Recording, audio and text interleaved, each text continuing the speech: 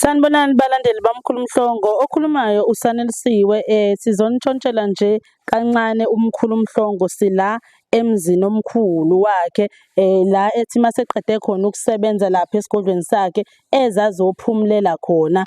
Sizonibonisa nje sikuyena namhlanje, asambeni-ke.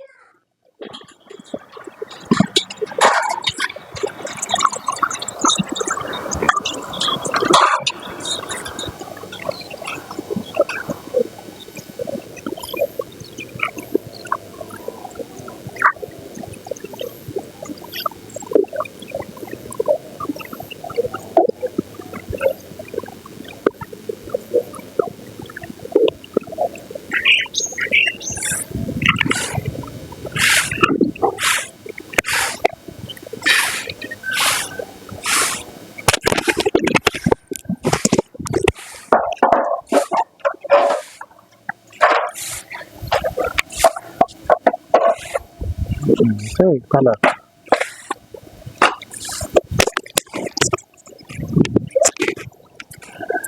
Emakhosini mkhulu kunjani? Siyabingelela ninjani nina? Siyabingelela, siyaxolisa ukukuphazamisa ekuseni nje usaphumulile. Nifike ngesikhathi esi-right endaweni e-right futhi. Noma senisiyalile-ke phela nasikhombisa abantu ukuthi asibona abantu abajabulele ukuthi kwazi umhlaba wonke ukuthi impilo yethu isukaphi yaphi. Kodwa-ke ngithandile namhlanje manifika kanje sizobona nempilo esiyiphilayo emzini wedlozi ukuthi kuyaphileka njengoba nibona nje amadlozi ingane zedlozi zilaphaya ziyaluza zenza konke. Khona nesezaphothula la, kodwa namhlanje ngivakashelwe nje ukuthi ake ngingahlali ngedwa. Kodwa-ke sifuna ukusho, sifuna ukubingelela sithi kamakho, sithi emakhosini, sithi wozani kubantu bonke ababukelayo nababukela lolu hlelo lolu laMhlongo TV. Sifuna ukuthi sasiklabhake lapha ekhaya masuyalike kwenzela phela ukuthi makwenzeka kuba khona enye ividiyo esiyifakayo umesana uzwe ngebheli wena ikhala ithi nqi. Sibonga kakhulu ngoba sesizokhumbuza nabantu ukuthi lapha kaMhlongo kuyalashwa, yonke esihlanganisile nje, asisebenzi kamlungu, sisiza abantu ngey'ndlela ezahlukahlukene. Ngabe unelumbo siyakulekelela, ngabe unenkinga yomneni wakho thina silekelela wena, ngabe unenkinga ukuthi ekhaya iy'lwane ziyagijima iy'mpundula kubetheliwe thina silekelela wena, ngabe unenkinga emfuyweni wakho ngisho isibaya sakho iy'nkomo ziyafa ezinye ziyaduka thina silekelela wena. Siqonda ukuthi-ke sisiza wonke umuntu ngendlela elinganayo, ngabe umude, ngabe umpofu, ngabe umnyama, ngabe uyelo, ngabe umhlophe, siyakusiza. Ngisho ngabe umlungu, ngabe uyikhaladi, njengoba sikhuluma ngoba ihlelo lethu alibukwa abantu abala eNingizimu Afrika kodwa libukwa abantu abaphesheya kwey'lwandle, abantu abeke ey'ndaweni ezahlukahlukene. Ilokho-ke nje esikushoyo ukuthi nifike kahle. Nanka amadlozi, ngicela nje ukuthi sibambe noma oyedwa egameni lokubingelela ukuthi sibingelele mase yazisho ukuthi ubani, sizi ukuthi abahlukumezwa yini ngoba phela kwezinye indawo amathwasa ayahlukunyezwa agcina umuntu ezace bamncane. Asibingelele makhosi amakhulu. Makhosi. Niyaphila kodwa? Siyaphila Nkosi. Siyaphila. Umakhosi ubani lona? Umakhosi uNjomane lona. Bingelela abantu bonke, ungabingeleli mina, ubatshela ukuthi uhleli kanjani kaMhlongo Umakhosi uNjomane lo uhleli kahle kaNjomane. Othola usizo olukhulu ubexakekile uNjomane wamsiza engenalutho. Yes, engenalutho. ngoba uzophuma ube inyanga kusasa. Obatshela ukuthi bayokutholaphi ke kuleyo lapha la khona ekhaya. Bayongithola khona la eHlanzeni eMgababa. Esikoleni Zibeni. Makhosi. Hayi-ke siyabonga kakhulu Njomane. Kakhulu Makhosi, ngingenalutho wangiphilisa. Siyabonga makhosi. Ngiyabonga Nkosi. Siyabonga kakhulu. Asiphinde simbambe omunye ngoba khona omunye naye okhona la. Ukhokho Vula naye asiphinde simbambe naye omunye ukhokho Vula. Siza ukuthi nayo uzizwe njani ngoba phela abanye abantu base bephothulile bayaxabana noGobela, umuzi umuntu ethi akasenanyanga kanti wena waxabana noGobela wakhe. Nangu kodwa usekhona usaphila. Sibingelele makhosi amakhulu. Siyabingelela kakhulu Dr. Mhlongo lo. Umakhosi ubani lona? Umakhosi umgazi lo okhulumayo. Batshele mgazi ukuthi kumnandi kanjani kuba inyanga. Kumnandi kakhulu kuba inyanga. Siyalapha la ekhaya senza yonke into sihleli kuyimanje kumnandi noba kuMhlongo lo uba kuMhlongo uyena inyanga yami ke lo baba lo muntu wangiphothulisa kodwa siyabonga kena kakhulu. Yini eyenza ukuthi mfoka Mtshangase, mfoka Mgazi ukuthi wena ukwazi ukuhlala ngoba abantu abaningi abaphothula baxabana nezinyanga zabo. Yini wena ekugcinile ukuthi ukwazi ukuthi noma sowuphothulile sowugobela kodwa nikwazi ukuphila noba bakho edlozi? Intoni le, yini le mfihlo nayo wena? La ekulapheni lento ijule kakhulu baba Mhlongo ngoba kuya ngokuthi wena yini into oyifunayo kahle kahle. Lento kuthiwa umona emhlabeni noma Yes. lento okuthiwa isilwane Yes. emhlabeni iyafika nanombani kodwa iyadinga ukuthi ubekezele Yes. emhlabeni iyadinga ukuthi niphilelane Okay. ungamkhohlwa umuntu owakusiza ekufeni wakunikeza nempilo. Yeah, Yeah. ugcine sowuyibona ngelilanga Yeah. omkhulu kunayo. Yeah. Mhlawumbe isifundiso salabo abasazoyilahla inyanga nabo sebeyilahlile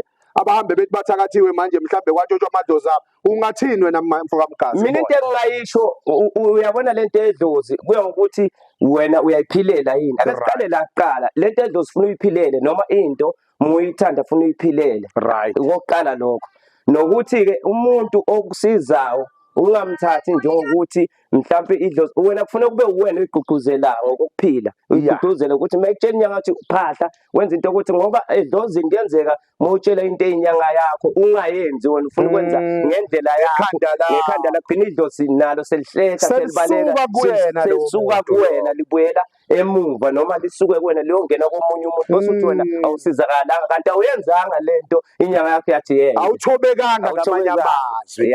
Ukulahlwa kufuna uthobeke khona uzokwazi ukulapha nawe. Ngamanye amazwi awukwazi ukuba umalusi wezimvu ungazange uluswe. Awukwazi bakuhlobo. Valelisa-ke emhlabeni wonke Mgasi. Siyabonga kakhulu kazivalelise siyatholakala ngemgababa Yes. kababomhlongo kodwa siyabonga kakhulu balandeli ngelinye ilanga sobonana mhlasimbe siyabonga kakhulu. Yebo, siyabonga. So-ke kunjalo-ke kumnwena gogo, siyabonga nanokuthi nisivakashele nje. Kukhona-ke ekhaya la sithi mase senze konke.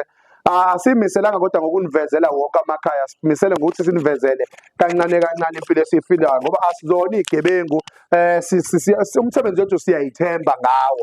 Siyayithemba sizobaleka sibalekele abantu. Wonke umuntu senza sure ukuthi umuntu obenenkinga la kwaMhlongo siyalekelelana naye kuze kube ukuthi uyasizakala sifike esiphethweni senkinga yakhe. Asikwazi ukumshiya umuntu engasizakala noma sikwazi ukumshiya umuntu singaxoxisananga naye silungise leyo nkinga-ke noma sinazo-ke iy'nkinga zabantu asebelimazwe iy'nyanga. Umuntu umeke wamlapha kancane useyabuya uzofuna imali. Ngifuna ukukutshela mina ukuthi lokhu kwemali into engenzeki lento eminyangeni. Wena sondela kugobela wakho nilekelelane nezezinye iy'ndlela zokuthi lento kade nizoyenza niyenze. Make ngibuza umbuzo kanje, khona umuntu wakalanda imali kadokotela eMandiyeni? Ayikekho mengase bangiphendule ngenxa yokuthi ayilandwa khona kodwa thina inyanga ikhona lento yokuthatha kancane. Umuntu meke wangasizakala isikhashana nje usezofuna imali ayithole imali emnyangeni ngoba kusuke kusebenza iy'nduku kwasebenza nemithi. Kunye ngicela ukukuchaza lokhu, into evumela ukuthi umuntu ukwazi ukusebenza yidlozi lakho. Uma ngabe idlozi lakho lingavumi ukuthi umuntu awungasebenzi ngeke usebenze. Ngisho ngabe sengenze njani, ngisho ngabe sengikulekelele njani, ngiqonda ukuthi nje siyabonga khona-ke lesihlala khona. Abantu abangakhohlwa uStarScrapper base beyabhala futhi basho ama-message imiyalezo yabo abafuna ukusisiza ngawo. Siya-WhatsApp nayo inamba esitholakala kuyona ithi 083 406 8658 083 406 8658. Sitholakala khona lemgaba bathi era 7 ngakamthathelwa esitolo ngasebridgini bathi ngaphansi kwankosi uMadlanduna uLthuli. Ikhona-ke lesitholakala khona. Siyasebenza umsombululo sigcine ngomgqibelo okuyisabatha. iSunday asisebenzi ngoba sinanebandla siyakhozisa. Wena onenkinga-ke awunamali ize ebandleni phela sizothandaza sikukhulekelela nesiwasho khona uzohamba uyozama nawe uphile. Ngomhla ka7 asingakhohlwa kuwona November sinespecial sokuphakamisa izinto ziyenzeka. Bayawazi abanye lebhodlela elincane elilekelelayo. Akusona-ke isigubhu kodwa lokho asiveze lokho akusona isigubhu